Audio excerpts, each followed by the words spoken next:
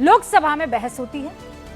कुछ उसी तरह की कहानी जो है लोकसभा में भी दिखाई देती है। राष्ट्रपति के अभिभाषण पर लोकसभा में आज बहस की शुरुआत होती है। विपक्ष की तरफ से सबसे पहले राहुल गांधी बोलने के लिए आते हैं। राहुल गांधी से पहले बीजेपी की तरफ से सांसद तेजस्वी सूर्या बहस की शुरुआत करते हैं। अपने भाषण में तेजस्वी सूर्या ने कांग्रेस की सरकार पर भारत की संस्कृति से दूरी बनाने का आरोप मढ़ता है। इस आरोप से राहुल इतने नाराज होते हैं कि उन्होंने इसका बदला लेने की ठानी और इसके लिए पूर्व सेना प्रमुख जनरल मनोज मुकुंद नरवणे की एक किताब का जिक्र कर दिया। जैसे ही राहुल गांधी जनरल नरवणे की एक किताब का जिक्र करते हैं, रक्षा मंत्री राजनाथ सिंह, गृह मंत्री अमित शाह, उनके साथ सत्ता पक्ष के तमाम बड़े चेहरे इसे नियमों के खिलाफ बताने लगते हैं। और फिर जानकारी सामने आती है कि जिस किताब का जिक्र राहुल गांधी कर रहे हैं वो तो पब्लिश ही नहीं हुई है। और इस तकरार में पहले संसद का कीमती 43 मिनट बर्बाद होता है और फिर आज का पूरा दिन स्वाहा।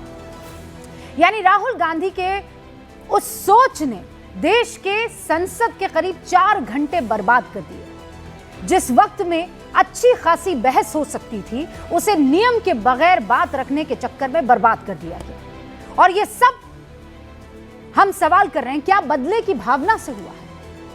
और ये हम नहीं कह रहे हैं, खुद राहुल गांधी कह रहे हैं। Young colleague over there made an allegation against the Congress party. I was not going to raise this issue, but because he has raised the issue about our patriotism, our understanding of Indian culture, I'd like to start by reading something. Rahul Gandhi ने बदले के चक्कर में चीन पर पूर्व सेना प्रमुख जनरल मनोज मुकुंद नरवणे के बिना छपी किताब का जिक्र करके सिर्फ संसद का ही नुकसान नहीं किया, बल्कि उन्होंने इस मुद्दे पर सेल्फ गोल भी कर दिया।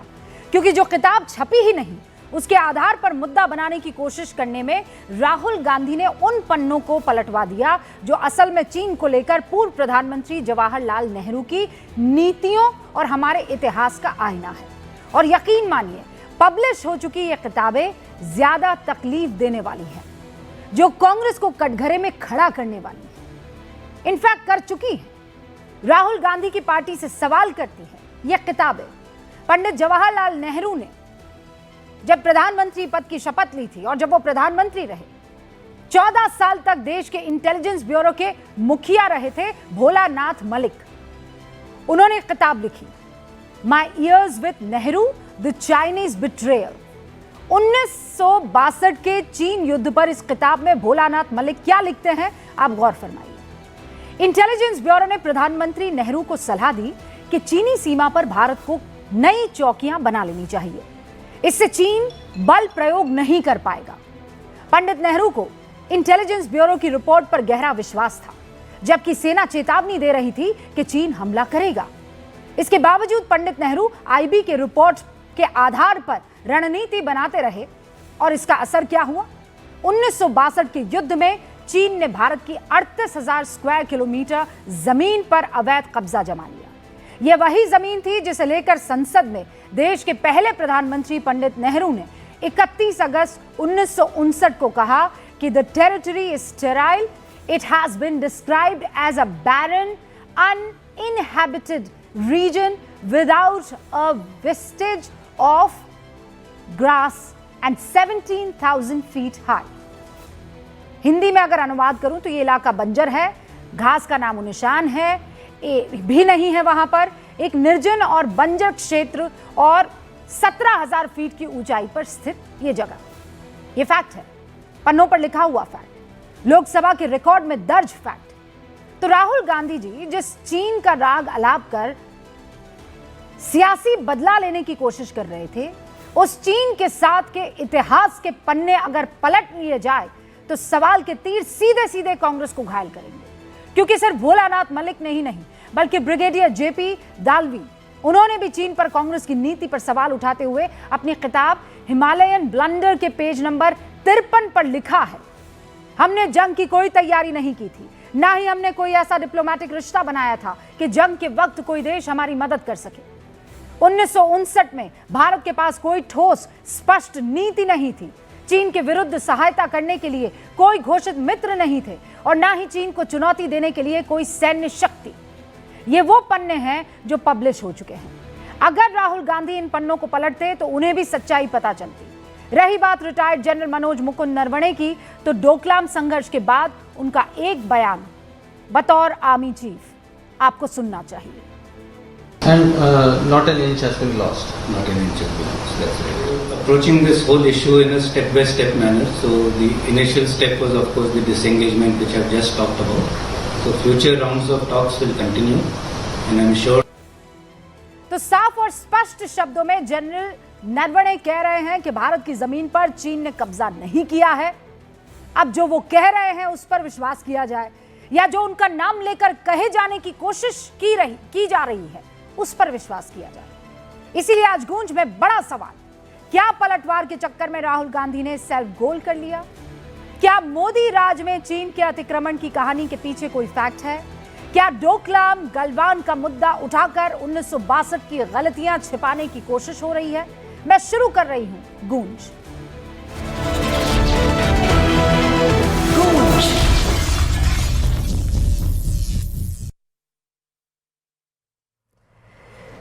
सारे खास मेहमान हमारे साथ जुड़ चुके हैं, उनसे आपका तारुफ करवा देना चाहती हूं। भारतीय जनता पार्टी के राष्ट्रीय प्रवक्ता प्रेम शुक्ला जी इस वक्त आपको स्क्रीन पर दिखाई दे रहे हैं। उनके बगल में कांग्रेस का पक्ष रखने के लिए हमारे साथ पंकज शर्मा जी जुड़ चुके हैं। बहुत बहुत स्वागत है आपका। समाजवादी पार्टी के राष्ट्रीय प्रवक्ता उनके बगल में, और इनफैक्ट अच्छा आपसे पहले मेरे बगल में थे और अब जनरल दयाल हमारे बीच में आ गए हैं। तो समाजवादी पार्टी के राष्ट्रीय प्रवक्ता इस वक्त आपको फराज किदवई साहब यहाँ स्टूडियो में नजर आ रहे हैं। जैसा मैंने बताया पंकज शर्मा जी जुड़ ही चुके हैं। डिफेंस एक्सपर्ट मेरे बगल में यहाँ पर जनरल यहाँ हमारे साथ मौजूद हैं। अच्छा, जनरल जीडी बख्शी भी हमारे साथ हैं और जनरल विशंबर दयाल यहाँ पर मौजूद हैं। डिफेंस एक्सपर्ट कर्नल दानवीर भी यहाँ स्टूडियो में हमारे साथ जुड़े हुए हैं। आप सभी का बहुत बहुत स्वागत है। मैं डिबेट की शुरुआत कर रही हूँ और शुरुआत कर रही हूँ पंकज जी आपसे। आज जो कुछ भी सदन में हुआ, राहुल गांधी ने जिन जिन मुद्दों को याद दिलाया, क्या वो सेल्फ गोल नहीं था? नहीं, क्यों सेल्फ गोल क्यों था? इन मुद्दों की चर्चा तो सदन में होनी चाहिए ना। 1993 से 1996 तक अटल बिहारी वाजपेयी जी विपक्ष के नेता थे। तो क्या एक भी साल ऐसा गया था जब राष्ट्रपति के अभिभाषण पर, धन्यवाद प्रस्ताव पर सदन में चर्चा हुई हो और अटल जी ने चीन के संबंधों को लेकर नरसिम्हा राव सरकार की बहुत कड़ी आलोचना न की हो? 29 फरवरी 1996 दिन याद रखिए। उस दिन तो अटल जी ने चीन के प्रति सरकार के रवैये की घनघोर भर्त्सना की, इतनी की पूछिए मत। कहा कि सरकार को जितनी सतर्कता बरतनी चाहिए वो बरत ही नहीं रही है। 1991 से 1993 और फिर 2004 से 2009 तक लालकृष्ण आडवाणी जी लोकसभा में विपक्ष के नेता थे। एक भी साल रूबिका जी ऐसा बता दीजिए कि राष्ट्रपति के अभिभाषण पर चर्चा में उन्होंने चीन का जिक्र करते हुए सरकार की गंभीर खामियां न गिनाई हों। नरसिम्हा राव और मनमोहन सिंह दोनों को उन्होंने हर साल आड़े हाथों लिया। 2009 में 8 जून को जब सदन में चर्चा हुई तो आडवाणी जी ने चीन के मसले पर मनमोहन सिंह सरकार की इतनी कठोर आलोचना की कि पूछिए मत। उन्होंने कहा कि सरकार चीन को खुश करने के लिए पूरी तरह छिप गई है और न तो अरुणाचल प्रदेश के मामले में अपना विरोध जाहिर कर रही है और न ही पाकिस्तान के परमाणु कार्यक्रम में चीन की मदद के मसले पर उसे कोई चिंता है। लेकिन अब राहुल गांधी पर तमाम तरह की पाबंदियां लगाई जा रही हैं। वे भारत की संसद में चीन का नाम तक नहीं ले सकते। तो वो कत्ल भी कर दें तो चर्चा नहीं होता और राहुल आह भी भर दें तो हो जाते हैं बदनाम। तो ऐसा भी कैसे चलेगा? अब ये एक बड़ा मसला है चीन का। राष्ट्रपति के अभिभाषण में उसका जिक्र क्यों नहीं हो सकता? सर, जो उन्होंने कोई सेल्फ गोल नहीं किया। जला होता है वो छाछ भी फूक फूक कर पीता है। आप हमेशा से ये जानते हैं कि चीन के मुद्दे पर जो किताब आई नहीं उसका जिक्र करना, जो किताबें आ चुकी है वो नेहरू जी को जो है कटघरे में खड़ा करती है, उनकी नीति को कटघरे में खड़ा करती है। अब उस पीछे जाने का मकसद आज की तारीख में मुझे नहीं लगता है किसी को कुछ सर्व करेगा। क्या करेगा? कुछ नहीं करेगा। लेकिन राहुल गांधी जानबूझकर क्या ये काम नहीं कर जाते हैं? फिर आप कहते हैं कि मोदी उठते बैठते सोते जागते, बीजेपी उठते बैठते सोते जागते, उनको नेहरू जी याद आते हैं। अरे वो याद तो किसी और ने नहीं, राहुल गांधी ने ही दिलाई है। जब जब चीन का मुद्दा उठेगा तब तब नेहरू जी को आना पड़ेगा, और जब जब नेहरू जी आएंगे तब तब जो गलतियां हुई हैं उसे देश याद करेगा कि नहीं करेगा? सर, सिंपल सी बात है। तो अगर नेहरू जी के कार्यकाल में चीन के मामले में हुई गलतियों का कुछ किताबों में जिक्र है तो उनकी भी चर्चा होनी चाहिए, क्यों नहीं होनी चाहिए? अरे 1962 में जब चीन का युद्ध चल रहा तो था, फिर उस चीज के लिए युद्ध अभी तैयार चल रहिए रहा ना। था और अटल जी फिर ने आप मांग लोग की। सबके सब, चाहे वो सोशल मीडिया हो चाहे वो मीडिया हो, आप सब जगह आकर ये कहने लगे कि नेहरू के बगैर तो ये जी नहीं सकते हैं, तो फिर उस मुद्दे को उठाना क्यों? और फिर ऐसी किताब का जिक्र करना जो अभी तक आई नहीं है। Why did you waste the precious time of parliament? नहीं तो अगर आप किताब को प्रकाशन से रोक देंगे, अगर रक्षा मंत्रालय उसको समीक्षा के बहाने अपने यहाँ लंबित रखेगा, किताब कहाँ से आएगी? किताब की पांडुलिपि तो तैयार है ना, और किताब प्रकाशक को प्रकाशन के लिए दी गई। Let's be very fair here. आप फेयर आदमी हैं। नरवणे साहब ने तो इंटरव्यू दिया था। आपको लगता है कि नरवणे साहब अपने दिल की बात कहने में सक्षम नहीं है? वो किसी से खौफ खाते हैं? अगर किताब को पब्लिश नहीं किया जाने दिया तो फिर वो कह देते ना। 10 तरीके की दूसरी बातें उन्होंने कही, इंटरव्यू में ये बात क्यों नहीं कही उन्होंने? किसी ने रोका था उनको? नहीं, नरवणे जी ने तो कहा कि मेरी किताब रक्षा मंत्रालय में समीक्षा के लिए लंबित है। कैसे नहीं कहा उन्होंने? But that's a और ये different जो thing ना। आप कह रहे हैं नहीं, फिर आप now you are changing the goal post. Pankaj ji, आपने कहा कि पब्लिश नहीं होने दी, दूसरी तरफ आप उनको कोट कर रहे हैं जिसमें वो कह रहे हैं कि समीक्षा के लिए अभी रखी गई है। दोनों में जमीन आसमान का अंतर होता है। रक्षा मंत्रालय ने समीक्षा के बहाने उसको लंबित किया हुआ है, तो मुझे ये बताइए कि कैरेवान मैगजीन में जो अंश छपे हैं वो कैरेवान मैगजीन को किसने दिए? नरवणे साहब ही ने तो दिए होंगे या प्रकाशक ने दिए होंगे। तो इसका मतलब किताब की पांडुलिपि अस्तित्व में है, और किताब को अगर आप प्रकाशित न होने दें और फिर कहें कि ये जो किताब आई नहीं उस पर कैसे चर्चा हो सकती है? तो सर, नियम के खिलाफ तो नहीं ही जा सकते ना आप। हर कोई आपके हिसाब से थोड़ी चलेगा, और नियम बाकायदा आपको दिखाए गए हैं। यहाँ प्रेम शुक्ला जी भी मौजूद हैं। प्रेम जी, फिर ये कहा जाएगा कि आप लोग चीन पर बात करने से ही कतराते हैं। जैसे ही चीन का नाम आता है, नेहरू जी को आप ले आते हैं। नहीं, हम तो चीन पर जमकर बात करना चाहते हैं, लेकिन जो आसन की व्यवस्था है उसको तो आपको संसद में स्वीकारनी पड़ेगी। अप्रकाशित पुस्तक का अंश आप प्रकाशित नहीं कर, आप जो है उद्धृत नहीं कर सकते। ये आसन की व्यवस्था है। अब श्रीमान राहुल गांधी चूंकि गांधी परिवार में पैदा हो गए हैं, इसलिए वो आसन की व्यवस्था को भी नकार देंगे, ये तो स्वीकार नहीं होगा। अब राहुल गांधी से तो हम बार बार पूछ रहे हैं कि बताइए ना, चीन के साथ आपकी मम्मी ने जो एमओयू साइन किया वो एमओयू क्या है? हम बार बार पूछते हैं कि 17 जुलाई 2008 को कि रात को जब आप डोकलाम में हमारी सेनाएं एक दूसरे के सामने डटी हुई थी, तो आप चोरी चोरी चुपके चीन के चरण चाटने के लिए क्यों गए थे और क्या चाट कर आए थे? कृपा करके बताइए। हम तो बार बार पूछ रहे हैं भाई कि 2008 में आपने श्रीमान मनमोहन सिंह के कार्यकाल में जोरावर किले समेत 250 किलोमीटर लंबाई वाली भूमि चीन के जबड़े में डालने का कुकर्म एमओयू साइन करने के बाद क्यों किया?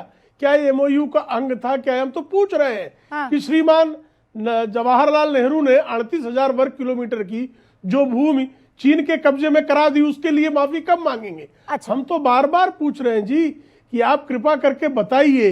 नहीं, पर प्रेम शुक्ला जी, एक और चीज कृपा करके आप भी बता दीजिए, क्या अभी हाल फिलहाल आपके हेडक्वार्टर में भारतीय जनता पार्टी के ऑफिस में क्या चीनी रिप्रेजेंटेटिव से बीजेपी के रिप्रेजेंटेटिव्स की बात हुई है कि नहीं हुई है?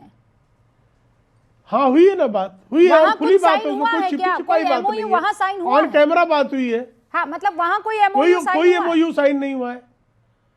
कोई दूर दूर तक एमओयू साइन नहीं हुआ है। क्या बातचीत दो दलों के बीच क्या में अनुबंध बातचीत हुआ? कैमरे के सामने हुई है। राहुल गांधी की तरफ मुंह चुरा कर चोरी चोरी चुपके नहीं गए। अब बीच में मत बोलिए, अभद्रता मत कीजिए। कांग्रेसी अभद्र होते हैं, लेकिन इतनी अभद्रता मत कीजिए। कांग्रेसी नियम नहीं मानते, हम जानते हैं। कांग्रेसियों का ये रोग है, आप हमें पता है कांग्रेसी रोग से आप ग्रस्त हैं।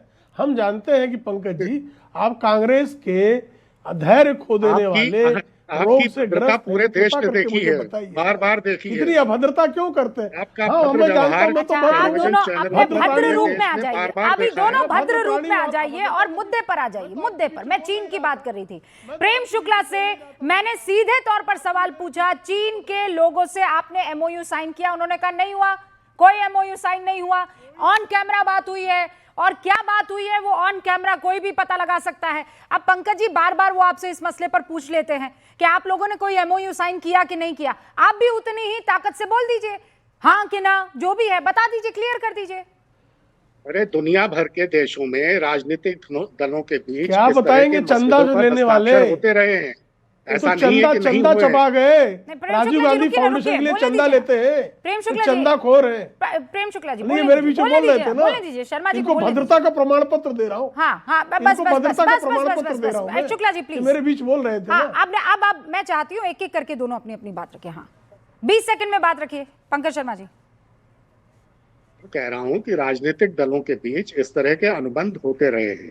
भारतीय जनता पार्टी के प्रतिनिधिमंडल भी चीन की कम्युनिस्ट पार्टी में वहां प्रशिक्षण लेने के लिए उत्तराखंड के मुख्यमंत्री की अध्यक्षता में नेतृत्व में अपने दल भेजते रहे हैं। अभी भी भारतीय जनता पार्टी के दफ्तर में जो है ये मुलाकात हुई है, इसमें लिखित अनुबंध नहीं हुआ तो क्या हुआ? प्रेम सर, शुक्ल देखिए, बताएं कि क्या मौखिक अनुबंध हुए? कोई अनुबंध नहीं है। सुनिए सर, बात आ गई है पूर्व आर्मी चीफ पर, बात आ गई है जो किताब छपी नहीं उसका जिक्र करने पर, बात आ गई है सच्चाई पर, बात आ गई है इतिहास को एक बार फिर से प्रेजेंट फॉर्म में लाने पर। हमारे साथ जनरल बख्शी हैं, यहाँ पर जनरल दयाल भी मौजूद हैं, कर्नल दानवीर भी मौजूद हैं, और समाजवादी पार्टी के राष्ट्रीय प्रवक्ता भी यहाँ पर मौजूद हैं। सबसे पहले जनरल जीडी बख्शी, आपने तो चीन के साथ इस जंग को बकायदा देखा है, महसूस किया है, ऐसे में आज राहुल गांधी ने जो कुछ भी सदन में कहा और जिस किताब का अंश वो कोट कर रहे थे जो अभी तक पब्लिश नहीं हुई है, वो क्या बताता है?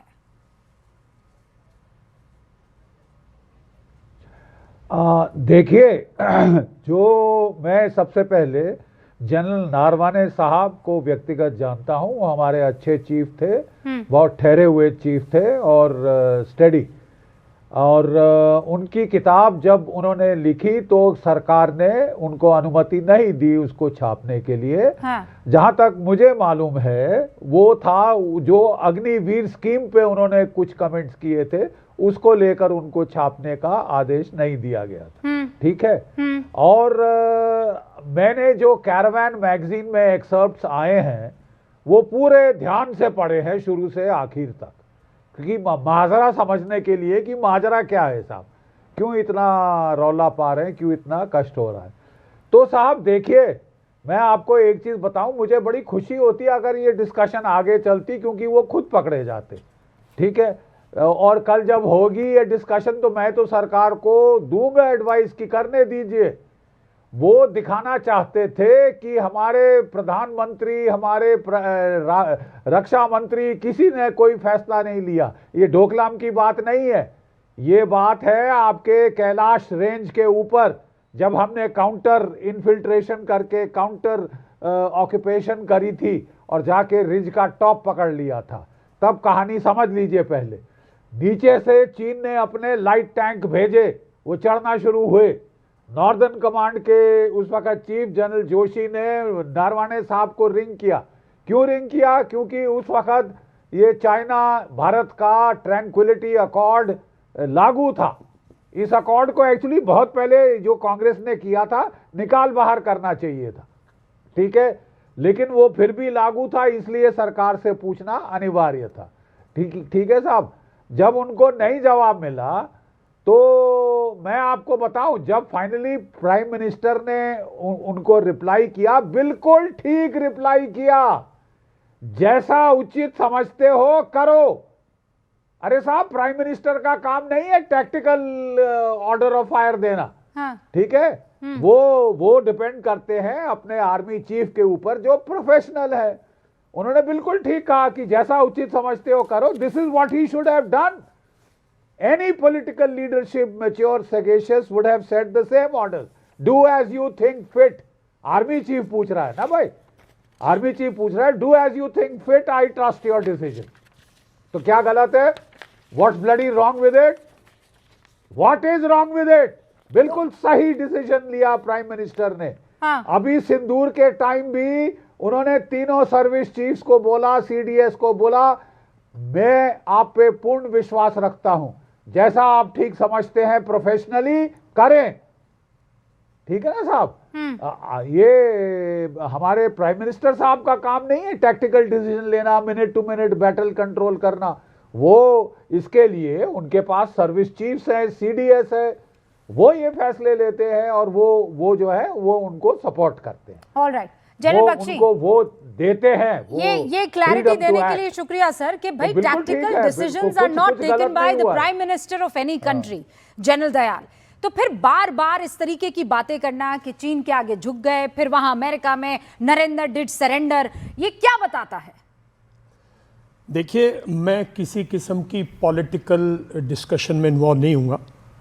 मैं इसको पूरी एक क्लैरिटी से एक चीज़ देखना चाहता हूँ कि एक है स्ट्रैटेजिक डिसीजन, और स्ट्रैटेजिक डिसीजन मैं पहले दिन से कह रहा था, जिस दिन 1993 peace treaty, 1996 agreement, 1993 border management, 1996, 2005, 2013 के जो चारों एग्रीमेंट्स थे, जिस दिन चाइना ने वायलेट किए, हिंदुस्तान की सरकार को स्ट्रैटेजिकली अपनी सेना को क्लियर कट बोल देना चाहिए था कि हम इससे विड्रॉ करेंगे।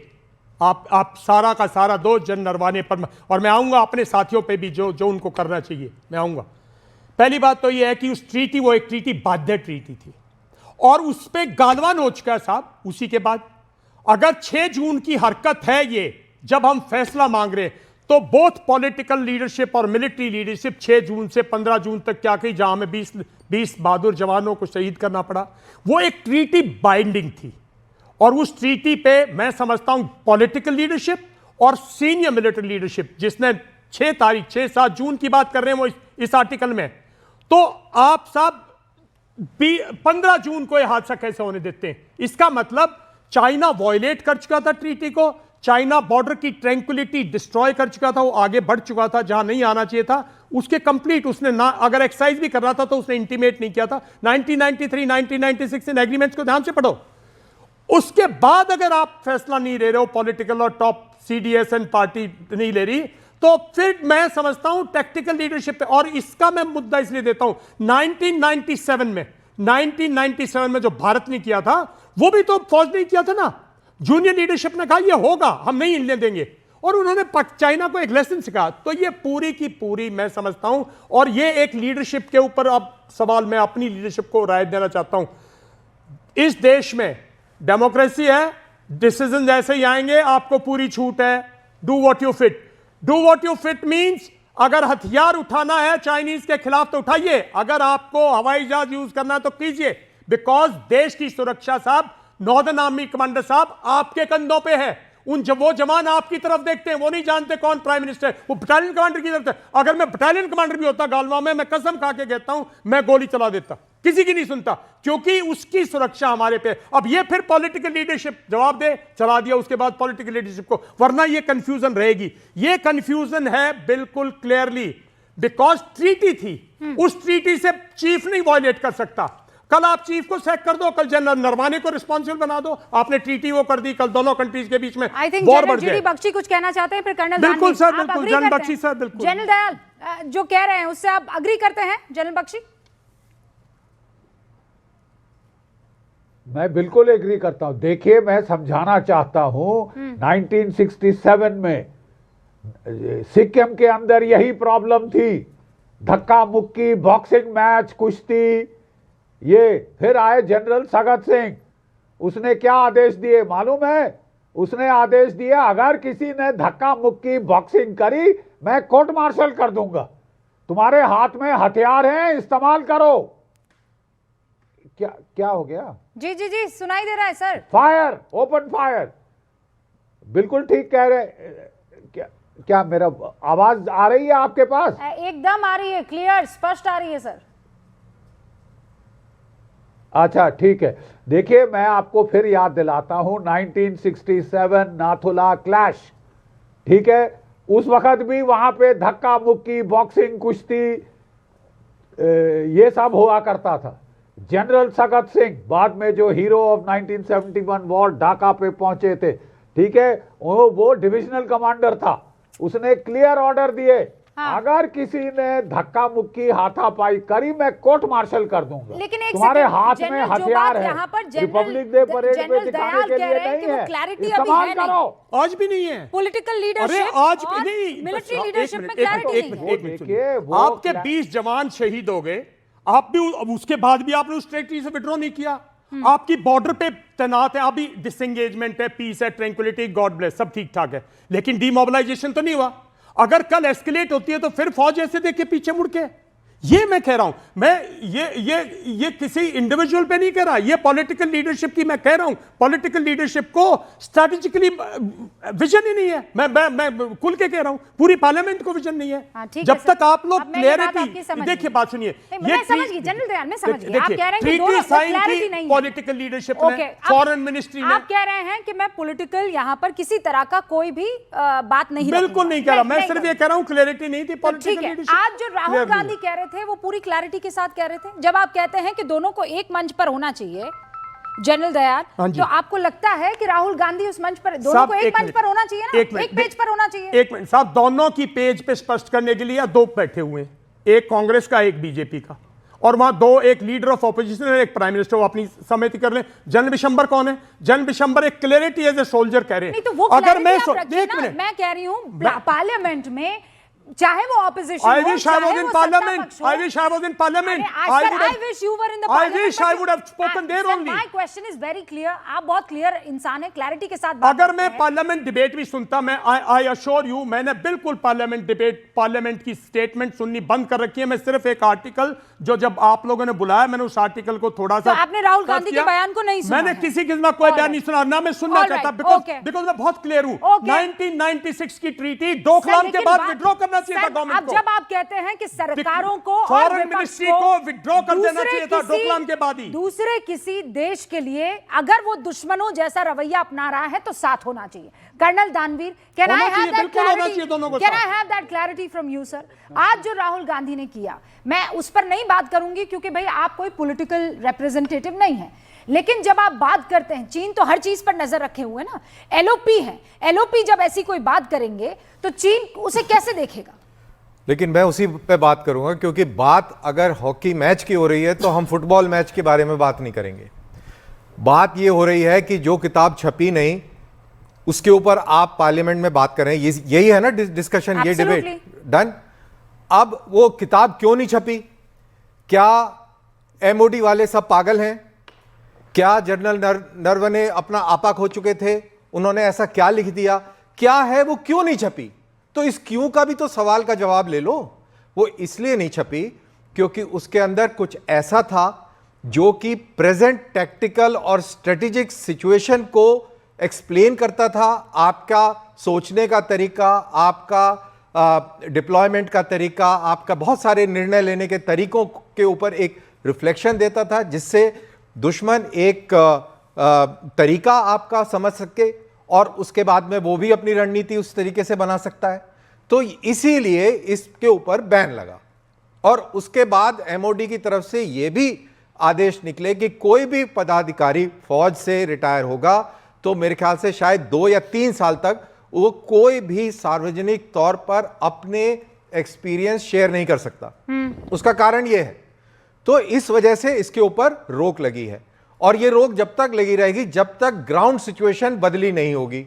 अब आप पार्लियामेंट में आके और जो चीज पब्लिश नहीं हुई वो आके आप वो कहानी बोलने लग जाएं, तो जो मकसद था एमओडी का सिक्योरिटी रीजन से उसको बैन करने का, आपने तो उसको एक्सपोज कर दिया। I have a serious reservation. I have a serious reservation. We are implicating the ex-chief of the Indian Army. एक minute. I have a serious reservation. कोई बात। Shut up. कोई बात। 1968 अरे के अंदर, भाई। listen to me, brigadier Dalvi की बुक हिमालयन प्लंडर, जहां से सारी चीजें खुली हुई हैं, वो बुक आई, किसी ने रोका नहीं, किसी ने टोका नहीं। ब्रिगेडियर दालवी ने जिस दिन कंप्लीट की, बुक छप के आ गई, जब तक हिंदुस्तान को नहीं पता था, जब भी हालात यही थे। अरे एक एक्स चीफ है, ग्रांड टीम, जो उसने अरे लिखा भाई, होगा, ऐसे नहीं सोच के होता। लिखा होगा, ऐसे देश नहीं की होता। फौज के लिए बना होगा, ऐसे देश नहीं की पॉलिटिकल लीडरशिप के जनरल लिए। साहब ऐसे नहीं अरे होता। ऐसे यू आर अरे ब्लेमिंग ऐसे नहीं होता जनरल पब्लिकली, साहब। कमाल की बात कर रहे हो।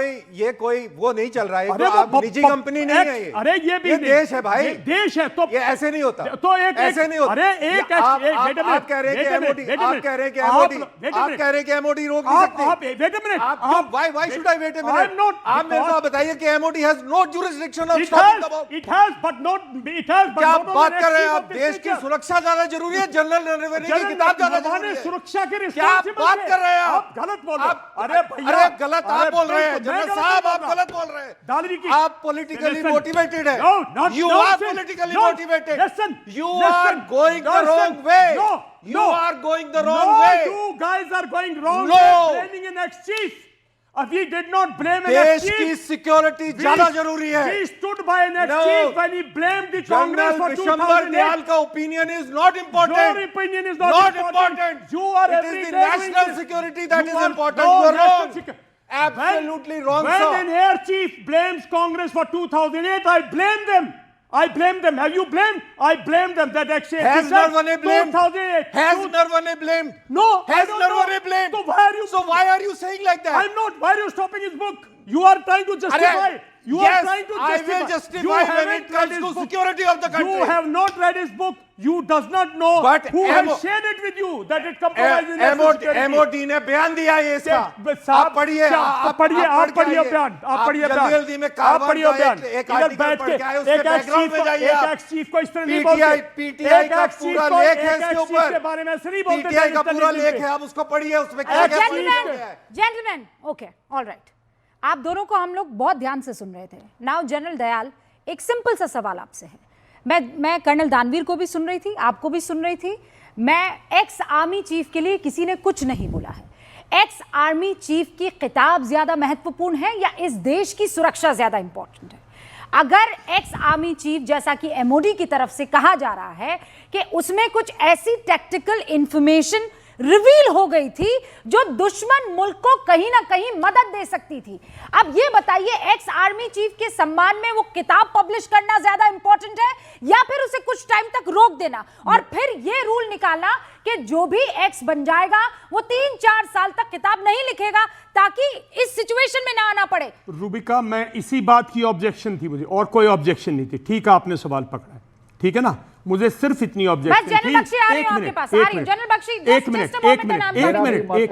मुझे सिर्फ इतनी सी, मुझे दानवीर साहब ने तो मेरे पे काफी इल्जाम लगा दिए। मैंने कुछ नहीं बोला, कहाँ अलाइंड है, किससे मोटिवेटेड है, मैं कुछ नहीं कह रहा हूँ, ना मैं कुछ ऐसी बात कहूंगा। मुझे सिर्फ इतनी ऑब्जेक्शन है कि एक एक्स चीफ को हम इतना ग्रांट नहीं करते कि जो वो किताब लिखेगा तो नेशनल सिक्योरिटी को ध्यान में रखेगा। मेरी सिर्फ इतनी ऑब्जेक्शन है। एक एक्स चीफ है जिसने एक क्रिटिकल सिचुएशन को डील किया है। मैं एक ब्रिगेडियर का एग्जांपल दिया, ब्रिगेडियर दानवीर सिर्फ एक ब्रिगेड कमांडर थे। उनकी किताब सब पढ़ के हम चाइना को समझे, उनकी किताब पढ़ के हमने पॉलिटिकल लीडरशिप की जो वीकनेसेस थी उनको समझा, हमारी लीडरशिप। और तभी मैं एग्जांपल देता हूं, तभी 1986 सुनिए, मैं एक पूरी बात सुन लीजिए रूबिका जी, आपने बुलाया है, इनको भी मैं बताऊं। नहीं तो बाकियों को भी बुलाया ना सर, प्लीज आप इनसे भी सुन लेंगे। 1986 में, दैट इज वाई 1986 में जब चाइना ने सोमद्रुंगजू में जो किया, इंडियन आर्मी ने 1987 में वो किया जो इंडियन मिलिट्री लीडरशिप कह रही थी, ना कि पॉलिटिकल लीडरशिप चाइना जाना चाहती थी।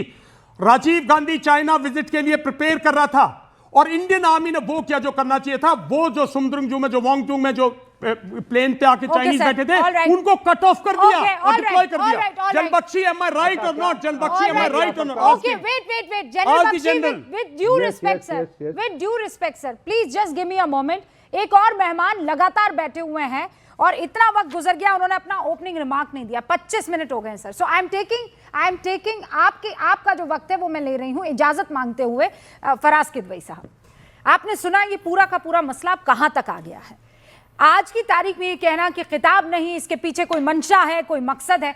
सर, नेशनल सिक्योरिटी नाम की भी कोई चीज होती है, और क्यों उन उसूलों को, उन कानून के परे जाना सिर्फ इसलिए क्योंकि आपको लगता है कि सामने वाला नेहरू कर रहा है तो अब हमें भी डोकलाम और बाकी चीजें करनी है?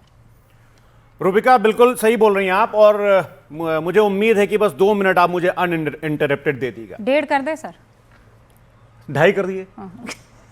देखिए, नेशनल सिक्योरिटी बिल्कुल इंपॉर्टेंट है, उससे बढ़कर कुछ नहीं है, लेकिन हमको अपनी पॉलिटिकल विल को भी देखना होगा कि हमारी राजनीतिक इच्छा शक्ति क्या है और क्या नहीं है।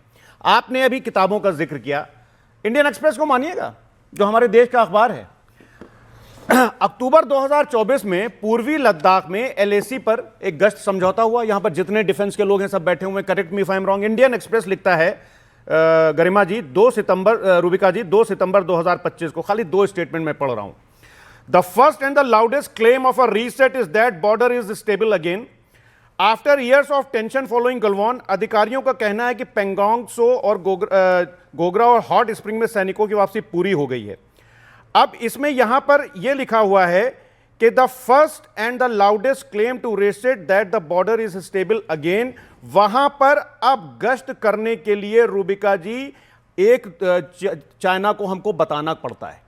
यह मैं नहीं बोल रहा हूं, यह इंडियन एक्सप्रेस का अखबार बोल रहा है। और सुनिए, दशकों तक हमारी, ये मैंने हिंदी में ट्रांसलेट कर दिया आपके दर्शकों के लिए, दशकों तक हमारी कथित एलएसी तक जाने वाली भारतीय गश्त अब रुक गई है।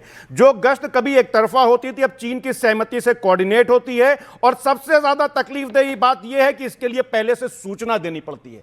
इंडियन एक्सप्रेस को आप मानेंगे कि नहीं मानेंगे? कौन सी तारीख का है? मैं आपको बता देता हूं, 2 सितंबर 2025। सर निकालिए पेज नंबर 11, पेज नंबर 11 भी बता रहा हूं। आगे कैप्टन शिव कुमार को आप मानेंगे रूबिका जी कि नहीं मानेंगी?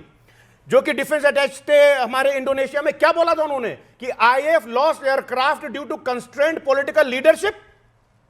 और वो बोल रहे हैं कि मैं इस बात से सहमत हूं कि हमारे कुछ विमान गिरे और वो इसलिए हुआ क्योंकि राजनीतिक नेतृत्व ने हमारे ऊपर अंकुश लगाया था। ये पॉलिटिकल विल थी हमारी, ये राजनीतिक इच्छा शक्ति थी। छोड़िए इनको भी। लेफ्टिनेंट जनरल राहुल जी ने क्या कहा था, जो कि सिंगापुर में chief defence staff general Anil Chauhan ji ने क्या कहा था कि यह अहम नहीं है कि हमारे कितने जेट गिरे, अहम यह है कि हमसे गलती क्या हुई। अब मैं दूसरी बात बोलता हूं। अभी भारतीय जनता पार्टी के लोग चाइना कम्युनिस्ट पार्टी से मिले, खूब गलबैयां की। ये उसी चाइना से मिले हैं जो अरुणाचल प्रदेश को दक्षिण तिब्बत कहता है और उसको अपना हिस्सा बताता है। प्रेमा वेंगजोम को शंघाई एयरपोर्ट पर इसलिए रोका जाता है रूबिका जी क्योंकि उसके पास इंडियन पासपोर्ट होता है और उसको हम अपने ऑफिस में बुला करके, चाइना कम्युनिस्ट पार्टी को बुला करके, और हम गलबैयां करेंगे। मतलब उनके पासपोर्ट पर उनका जन्म स्थान जो लिखा होता है वो अरुणाचल प्रदेश लिखा होता है, इसलिए हम उनको वहां पर डिटेन कर लेते हैं। तो क्या बात कर रही हैं रूबिका जी आप? और दूसरी बात सुनिए, क्या यह गलत है कि गलवान में हमारे 20 जवानों की शहादत हुई थी और उससे पहले हमारे आदरणीय प्रधानमंत्री जी झूला झूल रहे थे? तो बार बार हम ये देख रहे हैं कि चीन हमसे बार बार धोखा कर रहा है। ये वही चाइना है जिसने यूनाइटेड नेशन सिक्योरिटी काउंसिल का स्थायी सदस्य हमको बनने नहीं दिया और पाकिस्तान की उसने मदद की। मैंने पूरी। अब सर ऐसा है, ऑपरेशन सिंदूर जब हो रहा था तब हम घर बैठ के वीडियो गेम नहीं खेल रहे थे कि हमारे कोई विमान को कोई नुकसान नहीं होगा और अगर नुकसान हुआ भी तो एक और लाइफ मिल जाएगी। ये मजाक मत कीजिए आप, ठीक है, कि कितने विमान गिरे हैं, हमने टारगेट अचीव किया कि नहीं किया, ऑपरेशन सिंदूर सक्सेसफुल था कि नहीं था, बाकी सारी चीजें, कोलैटरल डैमेज नाम की चीज समझते हैं आप कि नहीं समझते? 3 दिन में क्यों रोका? हर चीज में, अरे वो आप जाके प्रधानमंत्री से पूछिए। आदरणीय राजनाथ सिंह जी ने पार्लियामेंट में कहा था कि हम पीओके को लेकर आएंगे, हमारे पास मौका था, क्यों रोक दिया उन्होंने? क्यों नहीं पीओके को लेकर आए? इन्होंने इंडियन एक्सप्रेस का हवाला दिया, बहुत ही सम्माननीय और बहुत ही मशहूर समाचार पत्र है। एक लेफ्टिनेंट जनरल हितेश बल्ला हैं जो लेह के कोर कमांडर हैं, शायद आप उनकी बात को भी अहमियत देंगे। उन्होंने हाल ही में एक साक्षात्कार दिया जिसमें उन्होंने कहा कि अभी सिचुएशन बहुत ही स्ट्रीमलाइंड है नदर्न बॉर्डर्स पर। चाइनीज़ का जो ये हवाला दे रहे हैं बड़े डेरोगेटरी तरीके से कि हमें उनसे परमिशन लेनी पड़ती है, बताना अखबार लिख रहा है, मैं कुछ नहीं बोल रहा हूं। अब मैं भी नहीं बोल रहा हूं, मैं लेफ्टिनेंट जनरल हितेश बल्ला को, हाँ, वो ये कहते हैं कि दोनों कंट्रीज के बीच में बहुत अच्छी सहमति हो गई है, एक दूसरे को दोनों नोटिफाई करते हैं जिससे कि कोई भी उस तरीके का सिचुएशन ना पड़े कि आमने सामने आके और एक दूसरे के ऊपर पत्थरबाजी और तमाशा हो रहा है। तो एक दूसरे को नोटिफाई करके और अपने अपने समय पर पेट्रोल जाना, और अब पेट्रोल वहां पर हो रहा है जहां पर पहले नहीं होता था। डोकलाम की सिचुएशन से पहले भी वहां पर नहीं जा पाते थे, अब वहां पर जा रहे हैं। तो अभी सिचुएशन और बेटर हो गई है, तो उसमें क्या प्रॉब्लम है? मतलब अपने हिसाब से फैक्ट्स को जब तक डालेंगे। सर, देश की security is also very important. आपकी राजनीति समझ में आता है, इंपॉर्टेंट है, नहीं ऐसा कि वो इंपॉर्टेंट नहीं है, लेकिन आपको चूज करना पड़ेगा प्राथमिकता क्या है। एक छोटा सा 4th क्लास का बच्चा भी ये समझ जाएगा कि प्रायोरिटी देश की सुरक्षा है, उसके आगे कुछ भी नहीं, नथिंग, 0, 0। बहुत बहुत शुक्रिया आप सभी का मेरे साथ जुड़ने के लिए। देखते रहिए News 18 इंडिया।